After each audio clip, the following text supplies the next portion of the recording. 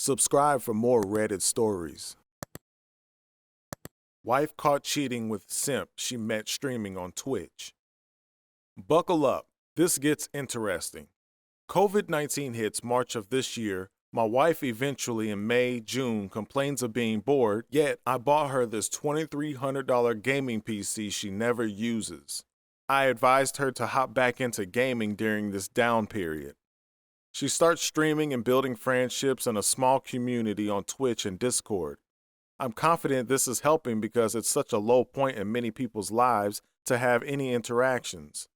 Late July, early August comes around, and due to our jobs, can't specify, we were on complete lockdown to a couple-mile radius, only able to go to essential stops, gas, groceries, etc. She decides to take a staycation with two girlfriends to a local hotel to have a girls' night. The first night goes past with a few texts. No problem, she needed to enjoy herself. I text her the next afternoon, and she then tells me they're actually staying another night.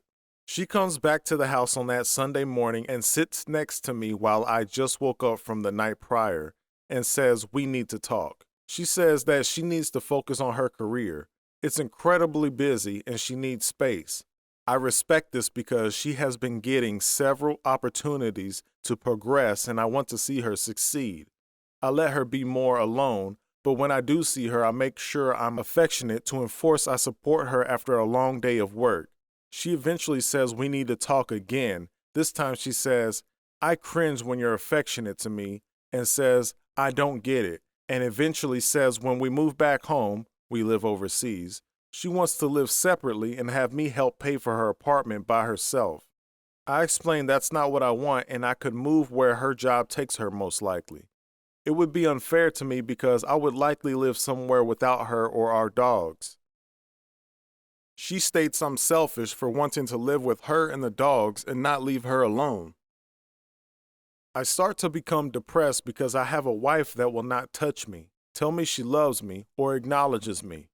I am crying in the shower regularly and eventually feel pathetic looking at porn because I have a wife that won't be there for me. I also notice her sex toys constantly being used, which I'm not mad about, but I hadn't been laid in 2 months and we don't even shower together anymore. I start to notice she is always on her computer streaming, which is expected because she is trying to build an audience on Twitch. I work in the social media realm and I understand the work it takes to build a community. She started to become agitated if I come in while she is streaming or if I talk. I eventually never go into the computer room out of fear of being yelled at. September, I start to talk to my coworker about this and he says I should check her computer. I am the last person to want to touch a computer or phone. I am not the jealous type, but he finally opens my eyes to this idea. I go home one day and try to log onto the computer. The password is changed, yet we already had this password set 2.5 years ago at this point. We go to dinner that night, and on the way, I'm clenching my fist against the steering wheel and gritting my teeth with this knowledge. I'm battling in my head the idea that she is my wife and I should trust her, and also that if she is my wife, I should be able to talk to her about anything. I drop the bomb. She scoffs at my inquiry and says, of course not, and she changed the password to match her work computer. I feel a little more at ease because of how direct this was. Eventually, a week later, she has a baby shower with a mutual friend which I'm invited. I go, but I had an infection, so I was incredibly weak on antibiotics and just not feeling well. She is lovey-dovey and rubbing my shoulders and giving me kisses. She finally leaves her phone unguarded, which I noted to never be visible when I'm around. I try to log in and the password is incorrect. I play into my illness and go home with this new information, upset because now I am onto something. I remember one of the guys she plays with all the time and tried to add him on Instagram. She gets outraged by this, questioning me. I also had a work trip coming up for a week at the end of October. She insists on knowing every detail, which seemed weird how much she was wanting to know that I would be gone when I am her husband. I go on the work trip and try to avoid text to give her this space. I return and she picks me up and I get no affection. I miss you, I love you, or anything is just agitation. I took her out to dinner that night even though I was tired and took her to hit balls at the driving range, one of her favorite activities.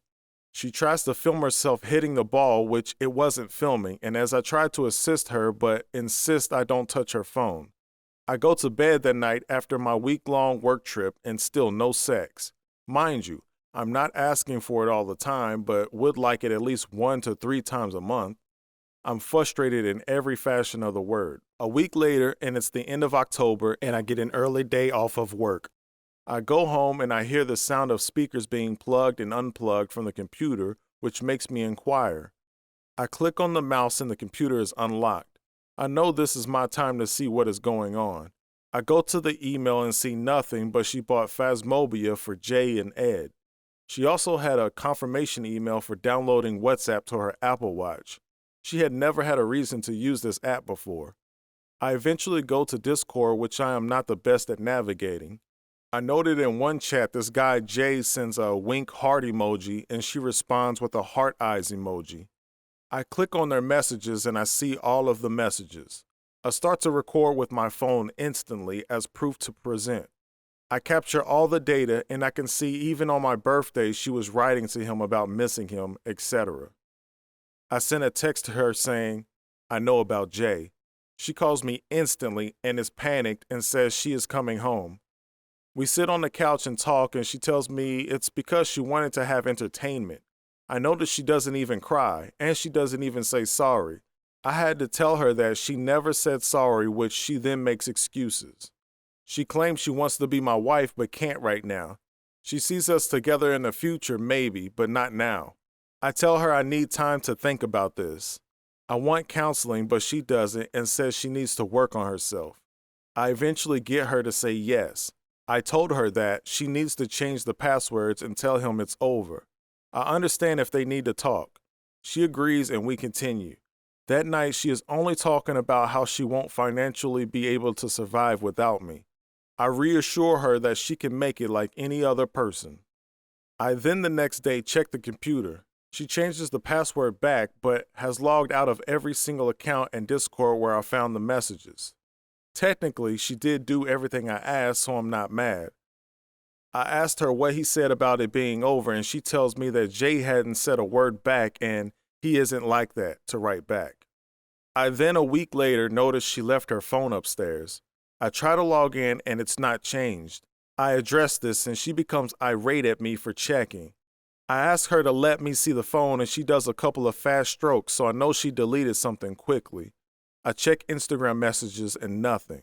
I instantly go to the phone call log and see she has still continued to talk to him on a regular basis even after the day I found out. At this point, I'm not even mad because I'm so torn down. A mutual friend of ours goes on a girls' day and eventually tells me that she's still talking to him the entire day as well several days later. I call off going to counseling at this point because I realize she isn't serious about making this work. Weeks start to go by and we coexist. She has bought an air mattress and sleeps in the computer room. We only go for dinner and that's our only line of communication.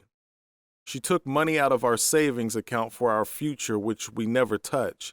I asked why she took out money when I financially can help and have paid for every bill since we have been together.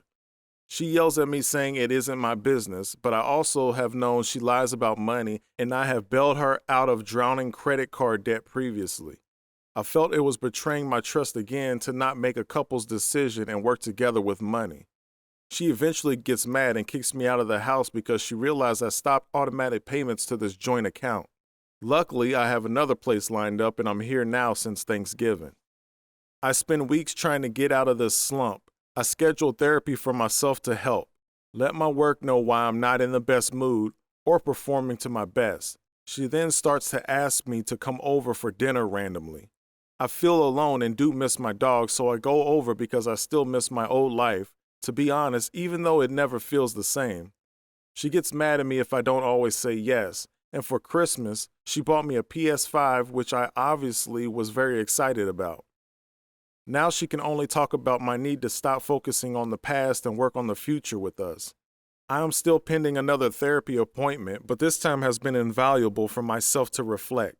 My only regret right now is I have let this linger and didn't call it quits immediately when I found out. I have always been a fixer and someone that doesn't quit and can be relied upon, which I feel is being taken advantage of. She now wants this to work, but I'm afraid my feelings and trust are already too far gone. I'm having a hard time telling her I want this to end because I still love this woman. But I can't be with her, and this is the hardest thing to understand for her and myself, I'm sure. I think I'm looking for approval or justification to end it when I already have it. I just don't want to regret anything either since we have been married for almost 8 years. I'm 30, I love being in a relationship, and because of this, I will have to give away my dogs. Also, she is a very angry person and I think will take anything she can from me even with these circumstances. The best part about this is that this guy is a downgrade so bad that she hasn't shown me or her friends what this guy looks like. I have a good support system, but I may need some words of advice to make pulling this Band-Aid off quicker.